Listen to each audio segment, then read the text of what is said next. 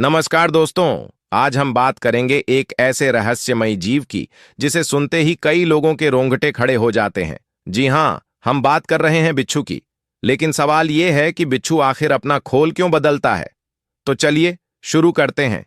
सबसे पहले जान लीजिए, बिच्छू का शरीर अंदर से नहीं बल्कि बाहर से कड़ा होता है।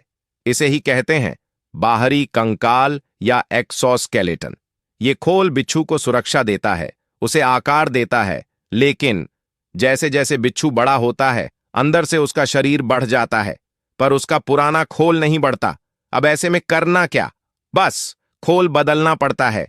इसे ही कहते हैं मोल्टिंग या एक्डाइसिस। अब ये मोल्टिंग होती कैसे है, तो सुनिए ध्यान से। सबसे पहले बिच्छू का शरीर अंदर ही अंदर नया खोल बनाने लगता है।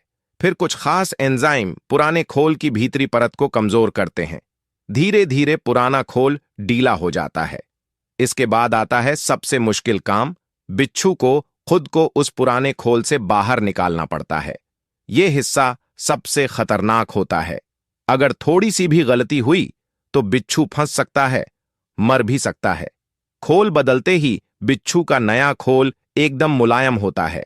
ऐसे में शिकारी उसे आसानी से मार सकते हैं।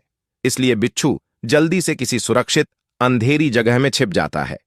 कुछ घंटे या कुछ दिन बाद उसका नया खोल सख्त हो जाता है और वो फिर से जंगल का राजा बन जाता है। अब कुछ मजेदार बातें भी सुन लो। जब बिच्छू के बच्चे पैदा होते हैं तो वो सीधे मां की पीठ पर चढ़ जाते हैं। वो वहीं तब तक रहते हैं जब तक उनकी पहली मोल्टिंग नहीं हो जाती। और हाँ, खोल बदलने के बाद बिच्छू का रंग भी बदल जाता है। शुरू में हल्का होता है, फिर धीरे धीरे गहरा होता है।